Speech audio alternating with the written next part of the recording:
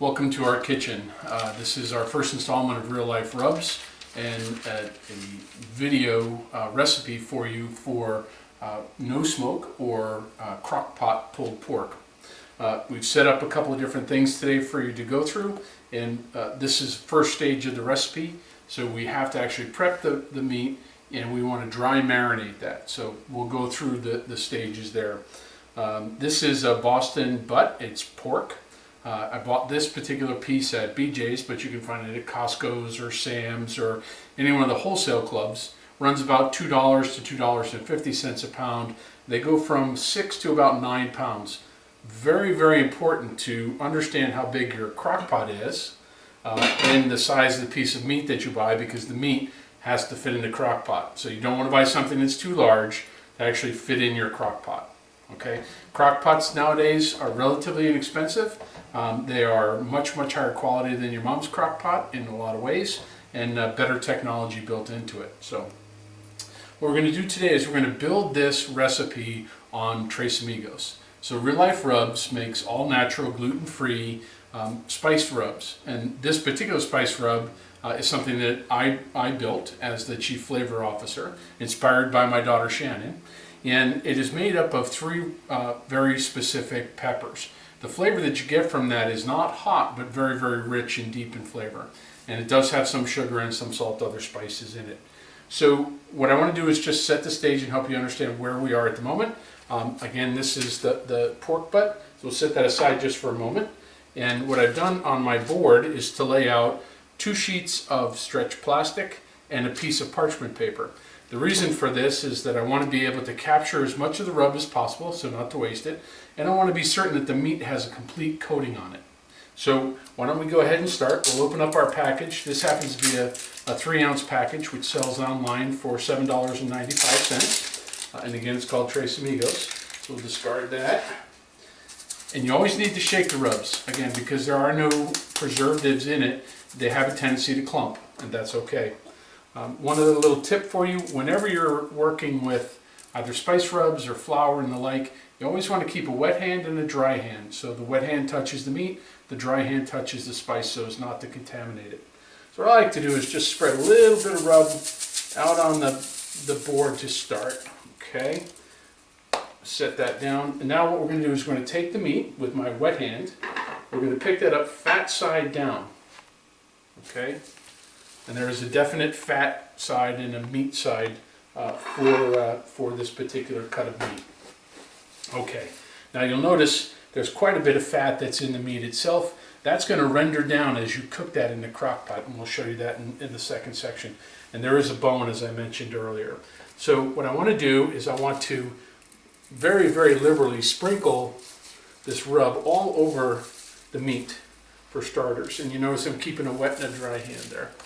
So once I get it somewhat coated, I want to go back and roll it and make sure that it gets all the edges. Okay, so now the meat has gotten good contact, and that's where that extra rub on the bottom will help you get all the edges. Coat as much of the meat as you possibly can, and then fat side up again, just to make sure you've got an appropriate amount on there. Now we're going to put a cap on the rub, so as not to spill or waste anymore.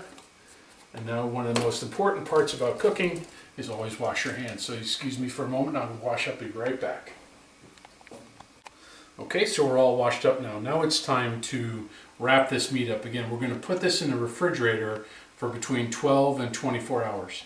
Anytime you use a dry rub, because it has sugar and it has some salt, the meat will actually let some fluid from the tissue. So what you want to be absolutely positive of is that you get a good seal on whether the package you put this in. So if you do smaller cuts of meat, for example, you can use a Ziploc bag as opposed to having to do the somewhat elaborate wrap that I'm doing.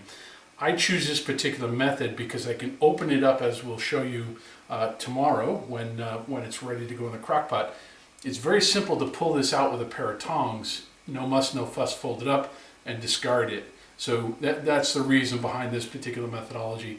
And again, remember, there's a fat side, and I finished on the fat side because I want to store this fat side down so that any of the flavor goes directly into the meat rather into the fat cap. So let me close this up. And all we do, very simply, is fold the paper up like a nice little package. Get that good and tight. Tuck in the sides. My wife would be unhappy with me because I'm not making a nice neat present like she does. But here we go. So we got that wrapped. We tuck that in. Okay, so we're going to turn that over for now. We're going to grab some aluminum foil. One good sized sheet. We're going to take that, put that on. And again, remembering which side the fat cap is on. Close that up.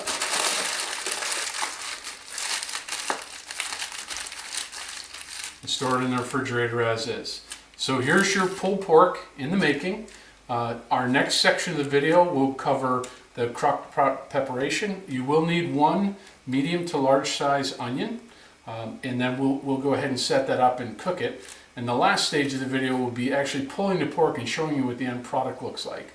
And from there, always make sure you save a little bit of rub because we're going to need that further on in the dish.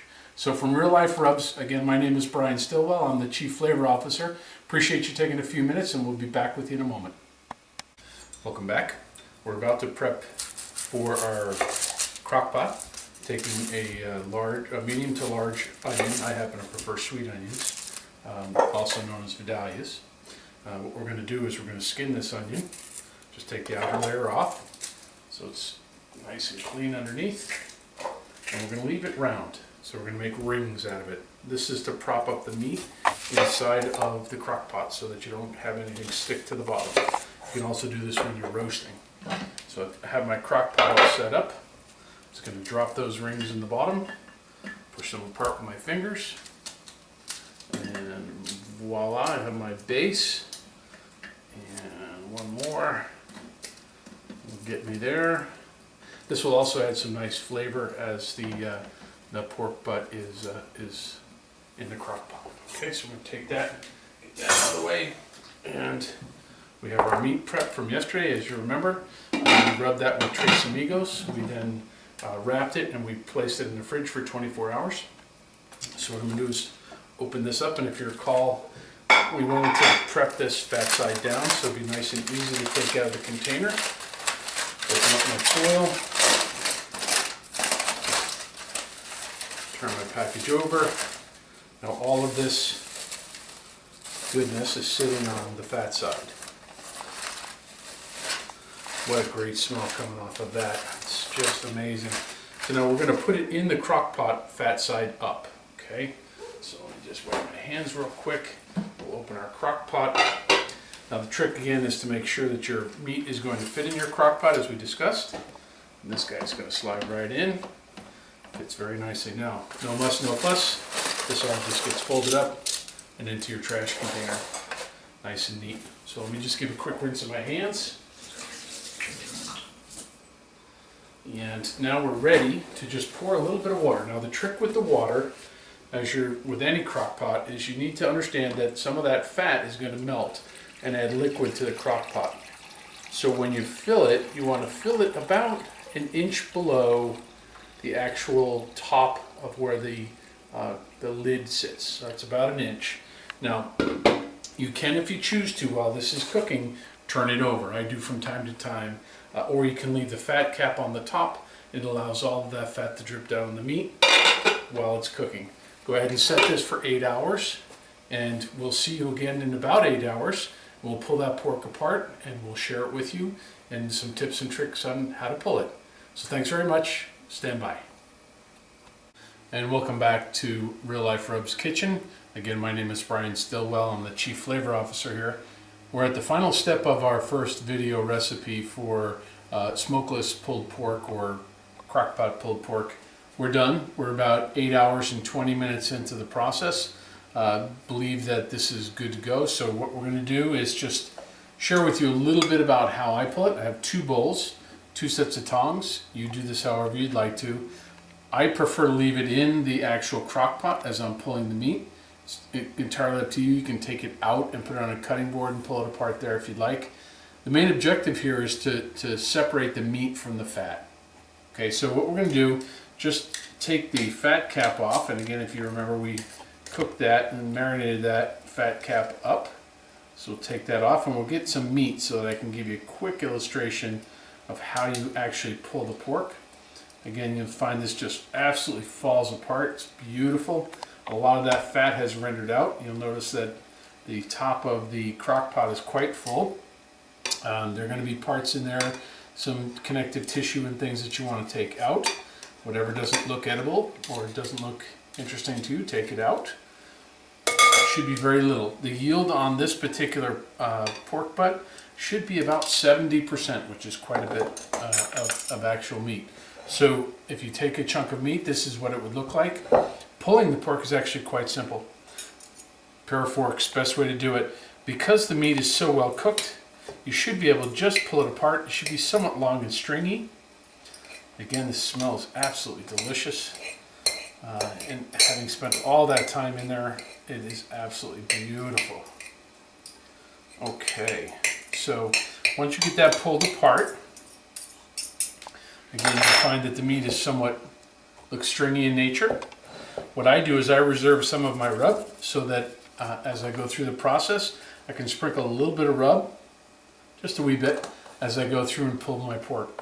Now, one of the other things I do from time to time, because the fat from the pork is sitting on top of the crock pot, you might pull a little bit of that and drizzle it on. Stir all that up. When you're done, you can then bag that, you can freeze it, you can refrigerate it, you can hold it for up to a week in the refrigerator and up to 3 months in the freezer. You can then take that, pulled pork, and do a lot of different things with it. You can add some sauce. Our personal favorite is Sweet Baby Ray's. He makes about 4 different kinds. You can mix that in. A little coleslaw on a bun is a very nice way to go. You can also put that on pizza. You can actually put it in a sub if you like with some melted cheese on it, or salads. So there's a lot of different things you can do with it. Very, very versatile. It is good and it's lean at this point in time. So that's really our first video recipe. We hope that you enjoyed it. Please visit us at www.realliferubs.com. We'd appreciate your feedback. You have an opportunity on any of the rubs that you happen to purchase to give us feedback. There's also a blog with recipes and ideas on it. We look forward to working with you, and thanks so much.